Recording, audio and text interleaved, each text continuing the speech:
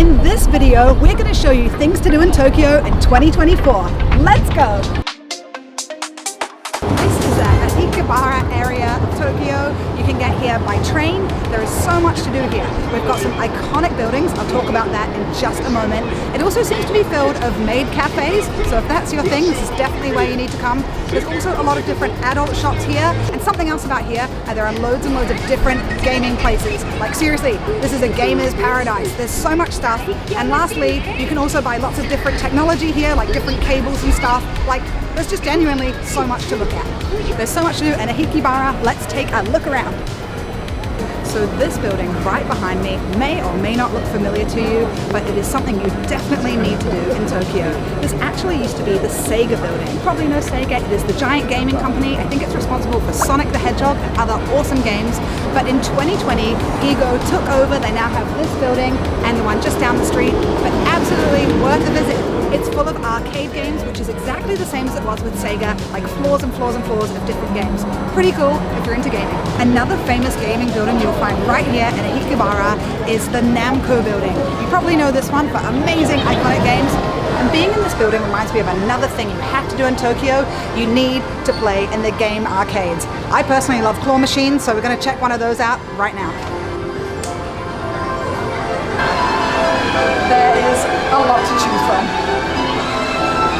The machine costs 100 yen. I'm going to try my best and want to lick one of these things like, oh, it's literally so cute. Here we go. Go again.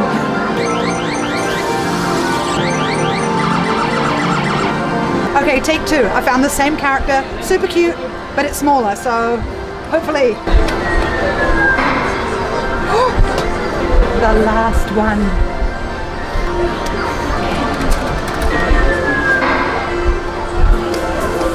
I'm out.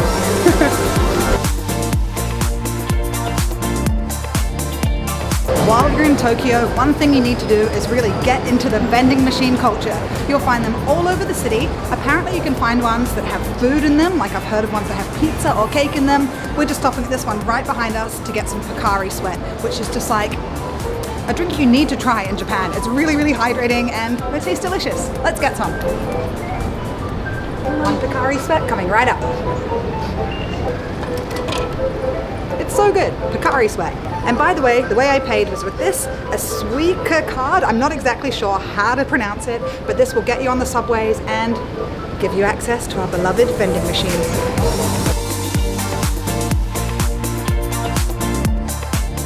One of the things you have to do in Japan is eat. There are loads and loads of amazing food choices. It doesn't matter whether they're Japanese or Western food, like this great pizza place we just went into. We had a half and half pizza. Half was ortolana, half was margarita, and there was a little bit of a Japanese twist, like there were loads and loads of root vegetables on it. It was delicious.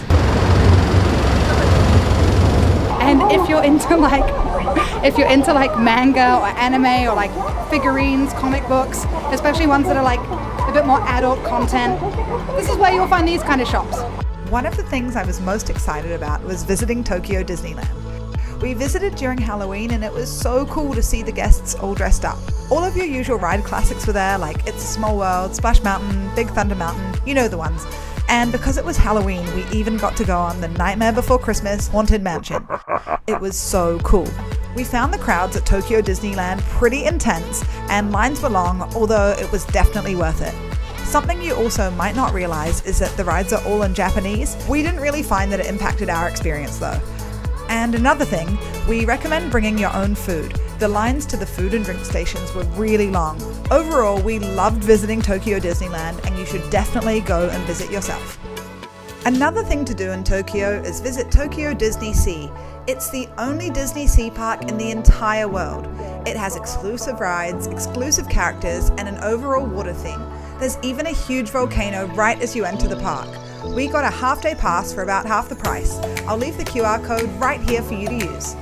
We definitely recommend Tokyo Disney Sea. It was so much fun. Something you need to do in Tokyo is just above me. That's right, there is an actual Godzilla here in Tokyo. In the Kabukicho area, you can find an actual Godzilla. He's absolutely enormous. Apparently there is a cafe next to him, so you can go up and visit him face to face. But the coolest thing of all he does a show. We saw it a couple of nights ago. He literally spurts like fiery stuff from his mouth. It is so cool. This is Ueno Park. This is a really, really beautiful, lovely, calming area, like a stark contrast to the usual hustle and bustle of Tokyo. There are loads and loads of different cultural things you can do here. We've got Ueno Zoo just over there, and like dotted all around there are various art galleries and museums. It's a really cool place, and this park itself is really lovely, super duper calming. So the park itself leads onto this enormous courtyard. Like seriously, this is absolutely massive, and it looks like all the different things are just dotted off from there. So right behind me that way, that absolutely stunning old building, I think that is one of the museums. And this way over here, you can't quite see it, but that is Ueno Zoo. The thing I really love about it here is you see so many dogs. Like I love dogs so much. We've seen little dogs walking around, we've seen dogs in baskets of bikes, like yay dogs. Right at the edge of the courtyard, there's this old man playing panpipes or a flute, and he's playing the theme song to the Pirates of the Caribbean. Love it. This is Ueno Zoo. This is like a really, really old zoo. It's the oldest in Tokyo, possibly even in Japan. I think it was founded in 1882, like a crazy long time ago. And there are pandas here. I mean, what more could you want? This is literally like the most fleeting trip to a zoo ever. We're basically just here to see the pandas. We've never seen them before, but there are so many different animals. Like even just walking in, we went past American bison, all different kinds of primates. We've even seen a polar bear. It's so good. What an experience. And for like right in the middle of Tokyo, amazing. We're in line to see the giant pandas now. I'm literally so excited. Barnaby and I are like both obsessed with pandas. We've never seen them before. It's a 30-minute wait, but I just know it's going to absolutely be worth it. This is so exciting. We're at the front of the line now, and we've had our first glimpse, and the panda is so cute. We were seriously so lucky with the panda. It was having a bit of a sleep, and when we got to the front of the line, it stood up, started walking around, and then it ate some bamboo. It literally was like a postcard moment. That was absolutely amazing. Like seriously, I'm on such a high right now. For most of the time he was like kind of just sleeping, but then when we got there he went for a little walk and he ate some bamboo. Like, oh, that was so good. And of course we couldn't leave Ueno Zoo without getting some panda merch. They're just so cute.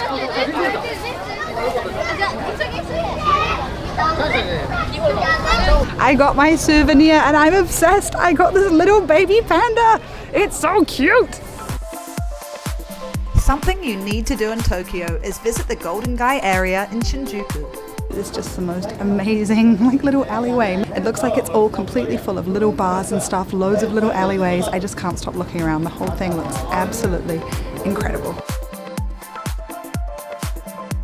So it's actually pretty early in the day. It is about 3:15 right now, so lots of places aren't open, but we have spotted this place, which looks really, really cool. We're gonna pop in there now and get a drink. The little bars have so much character, and it's a great place to try traditional Japanese drinks, like sake, plum wine, or Asahi beer.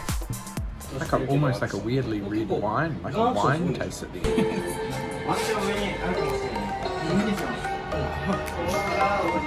This is the official entrance to Sensoji Temple. This is called Hosoman Gate. At least I think that's what it's called. I'm not sure if I'm pronouncing it exactly right. It is probably the oldest place I've ever been. I think it's from 940 AD, like absolutely crazy. It's not what I would call a gate. It is like literally the biggest gate I've ever seen. It is absolutely stunning. The scale of this place is absolutely unreal. The lanterns that are like just above me, I think they must be 3 times my height. Everything is absolutely massive. This temple was completely free and it was amazing to walk around the grounds. So the thing to do at Sensoji Temple is to take your fortune. You need 100 yen coin. We're going to put it in the coin slot here. Then we take this box, we shake it politely a few times. And then we get out our special stick, which will have a number on it. When we've got that, we'll then find the drawer that has the corresponding number, and our fortune will be inside. I got number 21. Let's see what my fortune is. It says number 21, good fortune. What you desire will finally get profit, which means everything around you comes out quite well. Guys, awesome.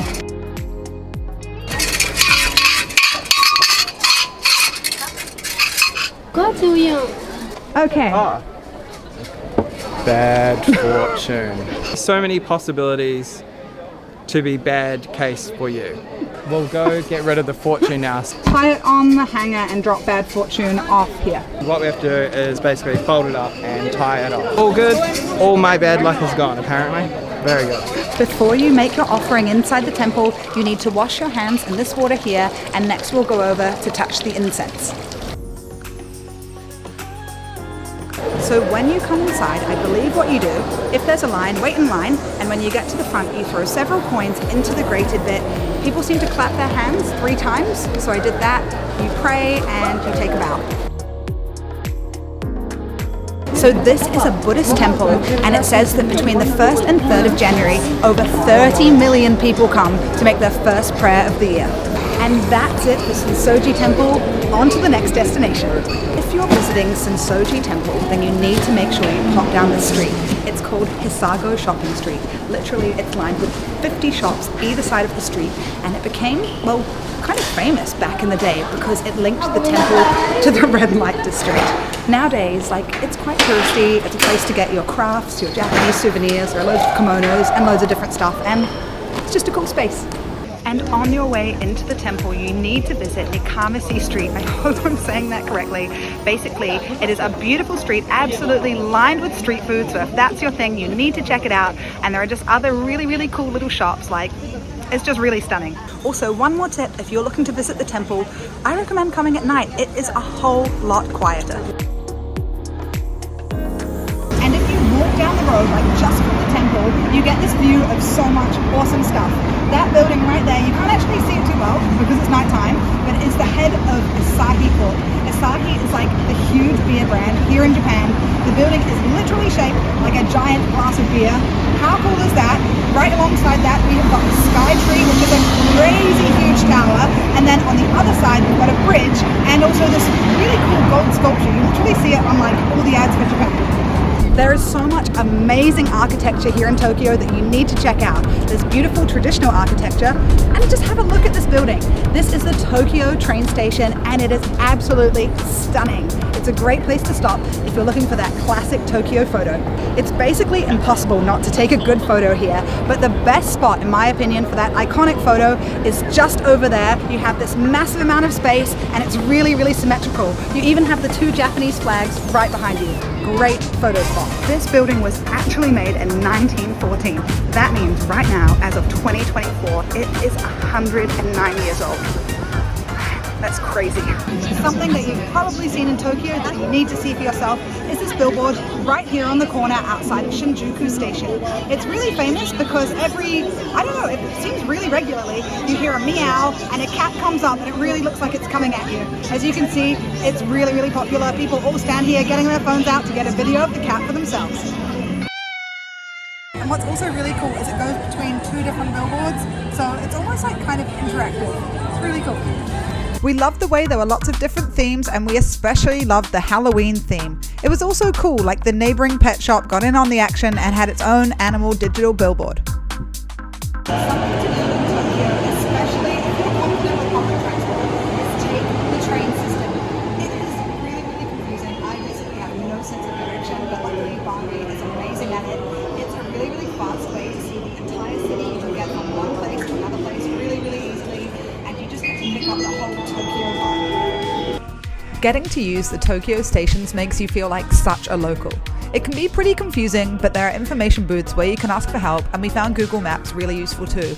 It was all worth it though to be able to see the city so clearly, and nothing prepares you for the moment when you finally make it out of the train station. We finally made it outside. We also recommend getting a Suica card while you visit. You'll get a way cheaper train fare. And if you have any money left over on your card, you can get a full refund at the end of your trip. If you're in Tokyo, one of the things you absolutely need to do is visit Shibuya Scramble. This is literally the biggest pedestrian crossing in the entire world. Apparently up to 3,000 people cross at any one time, and as you can see, it's pretty hectic.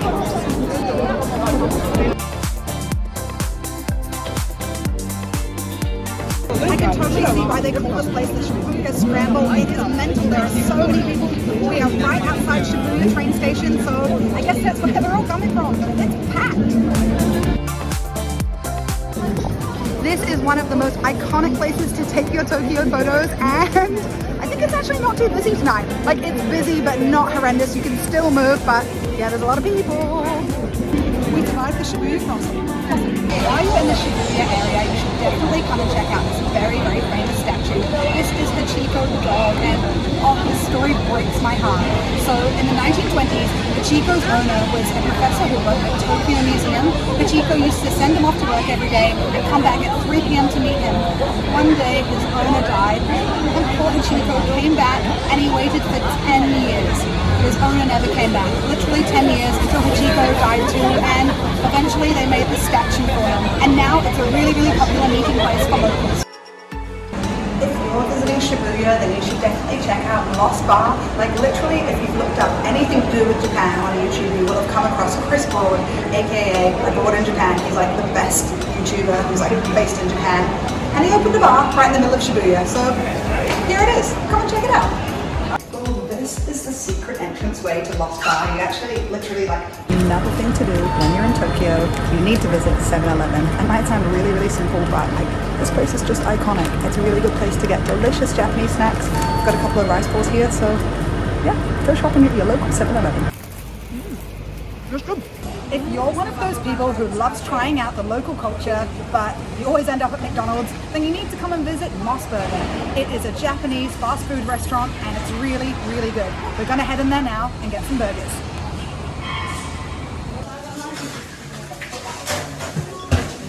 We're vegetarians, so we got 2 green burgers, and they're actually green.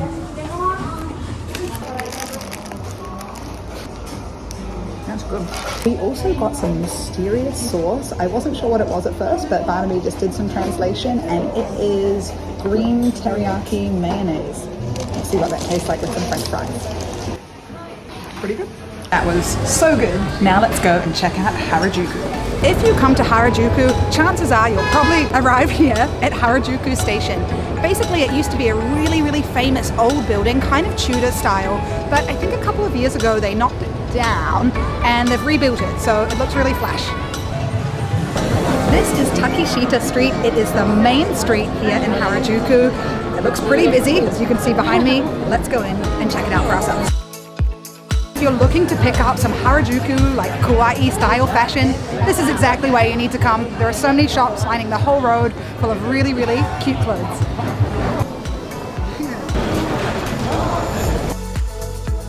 Harajuku is amazing, like especially if you're into like cute stuff and shopping. I've literally found the biggest bow I have ever seen. Look at this. There's so many cool clothes here. This place is famous for like its really eccentric fashion. I've seen a few like really, really cool looks already. We're gonna go in here. I am obsessed with these little capsule things where you turn the knob bit. There's a whole shop dedicated to them. Let's go check it out. It's even bigger than I thought. We've got 2 floors completely full of capsules. There is so much cute stuff to choose from, like literally it's so hard to choose. Now let's check out upstairs. We're going with the frog and the backpack.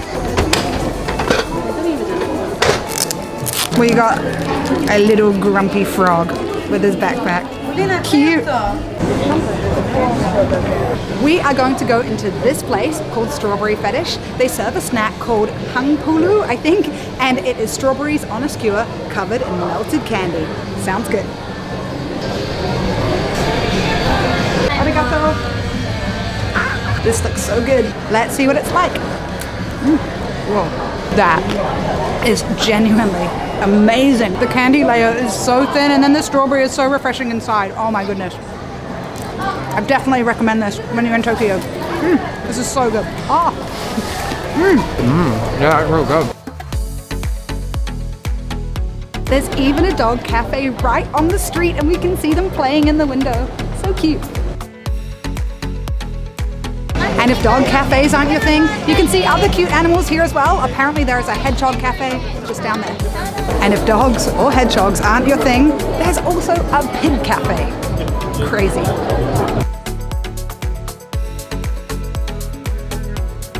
Harajuku is also where you'll find all the crazy snacks that you see on Instagram and stuff. Like this, like literally a rainbow toasty I'm not going to try it myself, but if you're into unicorns and rainbows and things, this might be right up your alley. We're in Japan, so we've got to pop in here and do a Purikura photo shoot. Let's go. There are so many Purikura machines to choose from. This costs 500 yen. Let's go take some cool photos. Okay, time to go inside.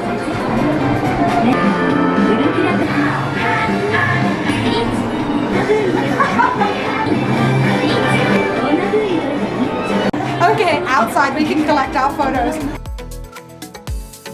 I definitely recommend coming here in Harajuku and doing one of these. I haven't laughed so hard in a long time. This was hilarious. And it's not just the main street of Harajuku that's here. There are also like little alleys that just like pan off the side, so you can get lots and lots of shopping done. In Harajuku, you will also find the Universal Music Store. This place is full of exclusives, a must visit if you're into music. And by the way, if you're wondering where we're staying, we stayed at the APA Hotel in Kubikicho. It doesn't have the best reputation online, but we absolutely loved our stay here. We were here 4 days, and the location was awesome. We absolutely loved it. It's really, really central. If you're traveling from Narita Airport, make sure you take the Keisei Skyliner. We actually ordered these tickets online. I'll leave a QR code right up here. We are taking the Skyliner. It's cost about $19 US, I think, and it's meant to take 41 minutes into the city. We stopped into the Skyliner Keisei Information Center. We've got our ticket. It's time to get our train. There are a few different ways to get into Tokyo Central, but we love taking the Keisei Skyline. The seats were really big with lots of legroom, and the whole thing was so clean.